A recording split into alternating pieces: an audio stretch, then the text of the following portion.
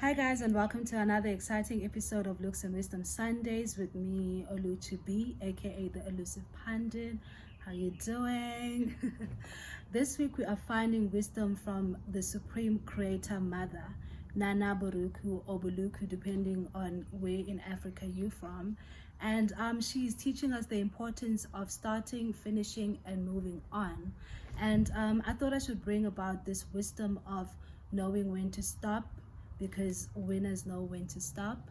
And secondly, because we live in such a capitalistic society, oftentimes we never want to end things. We always want to add on.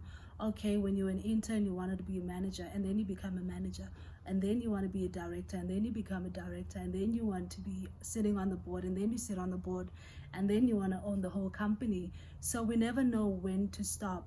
And that is because there's always something else to do, and we always feel like despondent when we feel like we're not participating correctly in the society. But Nana Buruku is teaching us the importance of starting and ending through just her entire life story.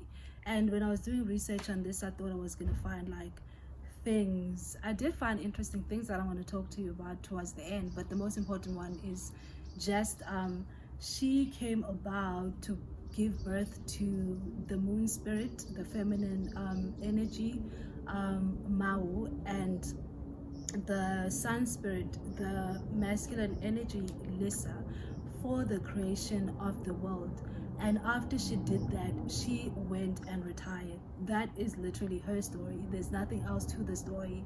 And and I was like, okay, what else did she do? Did she know her contribution to the creation of humanity was her giving birth to the moon spirit and the sun spirit so that they can be able to then create. That's why she's called the Supreme Creator. And Lisa, the masculine energy, and Mau, the feminine energy, then went about on their task to then create the human beings that came to be about. And I just thought that was very interesting, because sometimes we don't know when to stop. And she is really, I think, throughout spirituality, throughout theology, the only person who came to do and went. Like, I came, I saw, I conquered, and I went away. And so I thought that was very important, because sometimes we don't know when to stop. And it's very important to just set a goal, set a deadline, and once that's done, move on from bad relationships, move on from bad friendships. When something is over, it's over. You don't need to drag it and try to resuscitate it in different ways. So that was what I wanted to say for today. Just winners know when to stop. And just because we have time, I wanted to just add another important thing that I learned from her and what she created. So she created Mau Lisa, the divine masculine and the divine feminine, that created the human beings thereafter. And that religion then created the voodoo religion, the voodoo religion, depending on what which region you're from in the world. And what that religion means, and what that religion says, it just says that there's a public God, which is the Supreme Creator, and then there's private gods, the spirits, your what do you call it, your angels, the people that you call upon when you are down. And then you have then the ancestor voices as also part of that, which other people were slaughtered to and create rituals for. And then after that, you then get the rituals themselves through magic, through the moon, through the sun, through plants, through the different elements of life. And another interesting thing from this voodoo religion is the fact that it says that the human beings that were created by Mau and Lisa come with good, come with bad, and they come with a predestined destiny of what they're supposed to be doing here on earth. And that got me thinking about the importance of knowing yourself and being aware of who you are from a soul level. And I always make this example that I could be doing a lot of things. For example, I sometimes wish I could dance. It's the only talent that I don't have that I wish I had.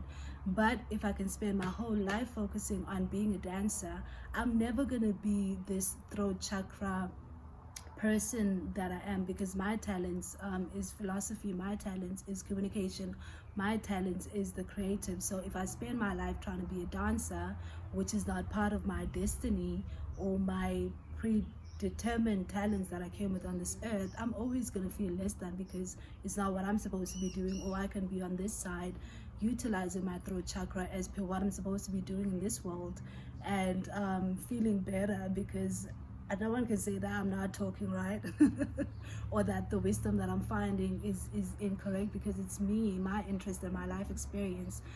So without further ado, without dragging this for long, I thought their view on what religion is about, from the public God to the angels that we have, like your Saint Peter and those people, if you want me to give them names, but there's African ones too, and the ancestors, which is our direct channel, and the rituals that we do, every burning candles, being by the river, bodies of work, and those things. I thought that was interesting. And the fact that we come with good and bad. People always want to act like we're supposed to be all good, but we're supposed to be bad. We're supposed to be navigating the yin and the yang that we're given, and we both have masculine and feminine energy, but there's always going to be a dominant one based on what you align with as a human being. And the most important one, know when to start, know when to stop, and know when your role is done where you are, so that you don't overextend yourself unnecessarily. I thought that was interesting. I should try to be Nana Buruku actually in my life. Thank you guys for joining. See you next week for another exciting episode of Looks and Wisdom Sundays. How you doing? Thank you for joining. See you next week with another episode of Looks and Wisdom with Oluchi.